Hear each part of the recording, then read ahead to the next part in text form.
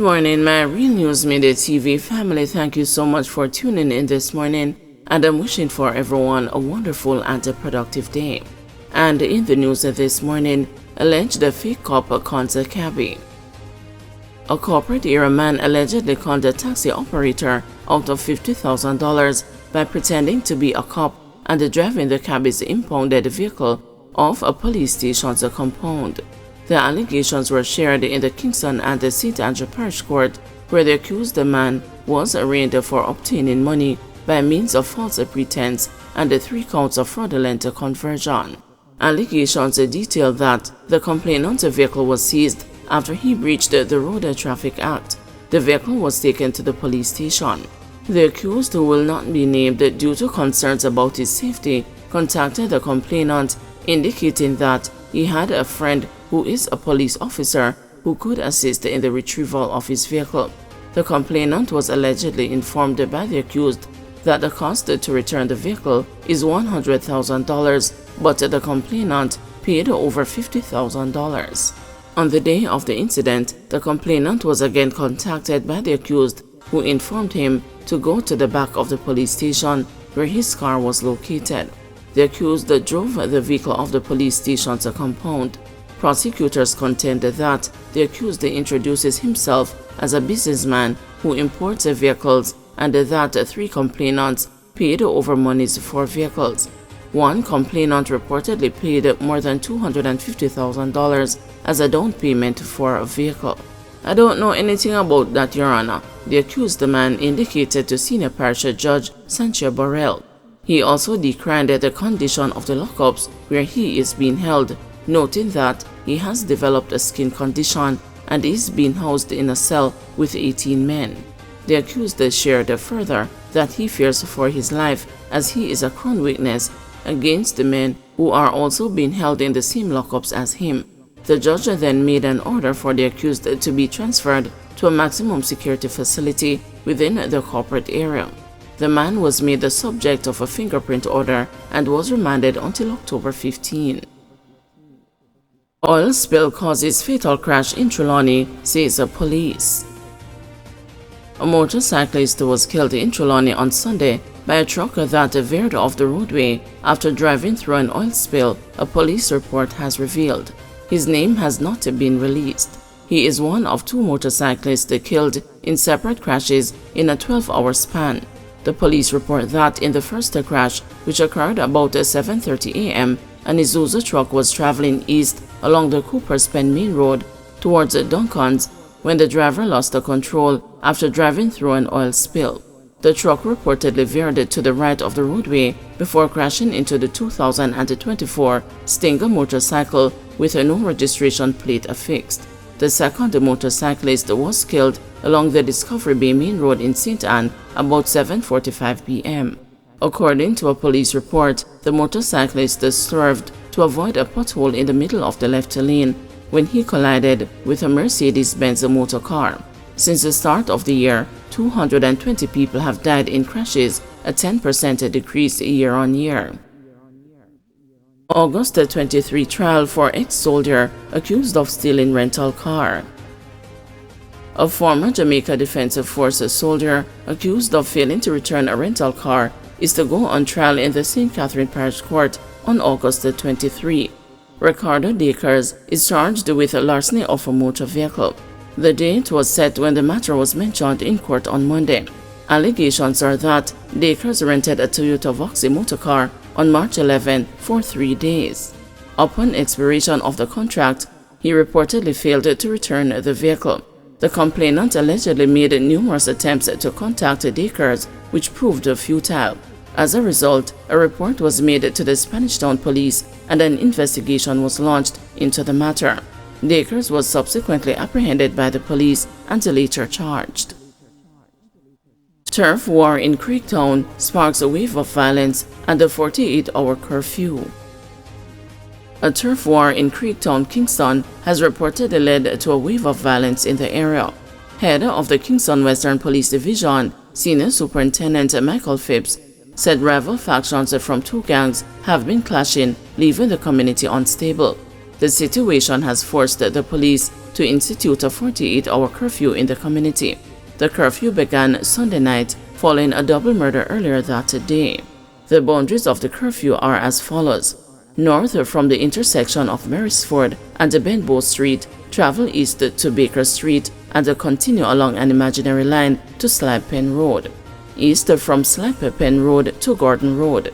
West from the intersection of Poyet Street and Brands Street to Penn Street, continue along an imaginary line to Benbow Street. South along Gordon Road to the Gully, then continue along an imaginary line to Poyet Street and Brands Street. The Gaza and the 110 gangs are fighting for control of the space.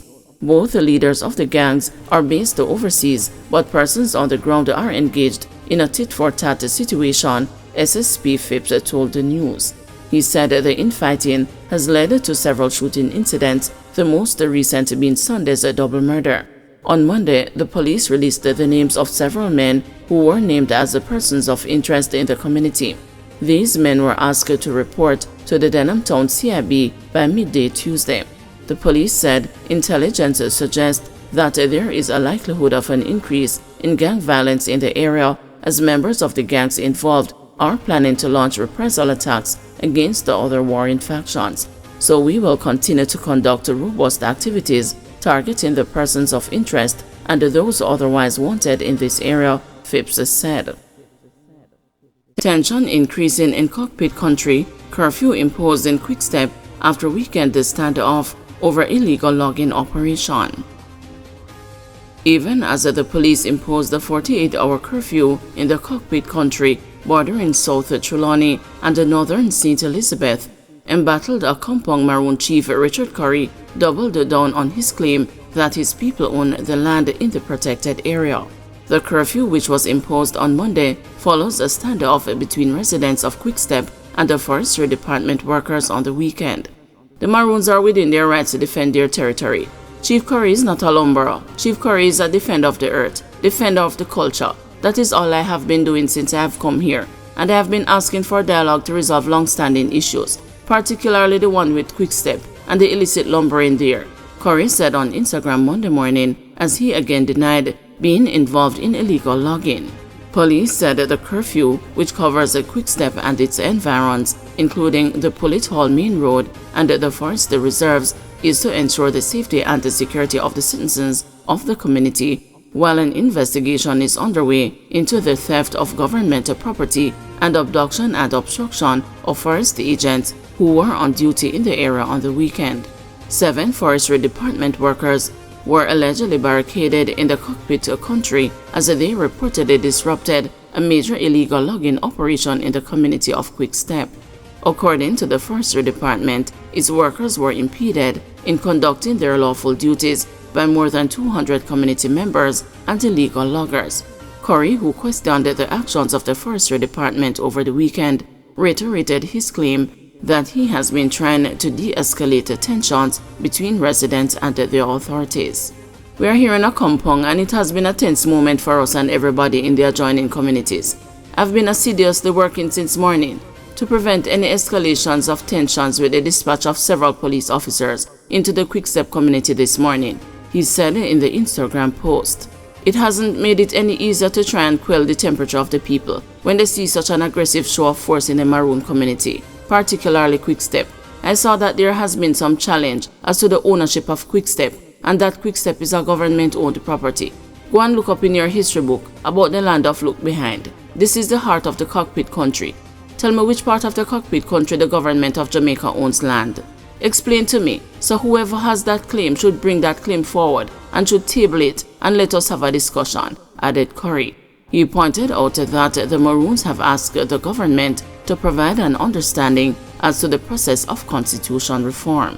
What does it mean to Maroon ownership of land and ownership for the indigenous people on the island of land and rights that extend from the ownership of such land? He asked. These are real-time topics, and this is now coming forth. The government is challenging for Quickstep because, of course, the rich supply of lumber that sits in the heart of the Cockpit Country. It is important to note the community is called Quickstep of Accompong, a part of the land of Look Behind, added the Accompong chief. Curry, since being elected as head of the St. Elizabeth-based Accompong Town Maroons in March 2021, has been sparring with the government over the 1738 treaty the Maroons signed with the British government. The relationship between Curry and the government has since been strained. On January 9, 2022, Prime Minister Andrew Holness dismissed the rhetoric of the Accompong Maroons that they are a sovereign people. Under my leadership, not 1 inch of Jamaica will come under any other sovereign authority, Holness said. On Monday, Curry accused the government of exploiting the Cockpit Country. I'm here to bring light to much of the darkness which has been haunting the Maroon village across Jamaica. It is not just Accompong, it is Flagstaff, it is Moortown, it is Scotts Hall, it is Charlestown. We have been plagued and riddled by coercion, stress and force by various arms of the government, various acts of the government that seeks to establish protectionism measures, but are actually used as exploitation measures to sip on resources from the cockpits under the eyes of the people, he claimed. Meanwhile, in a post on Curry's Instagram page, a woman who identified herself as Tamika Taylor and claimed to be the Minister of Security for Accompong said that the Maroons are not enemies of Jamaica and the police force. Sources later told the news that Taylor, a detective sergeant, has been on suspension from the Jamaica Constabulary Force for some time after she was charged under the Dangerous Drugs Act. Guys, thanks for watching. Please join us this afternoon at 2 p.m. for another news update.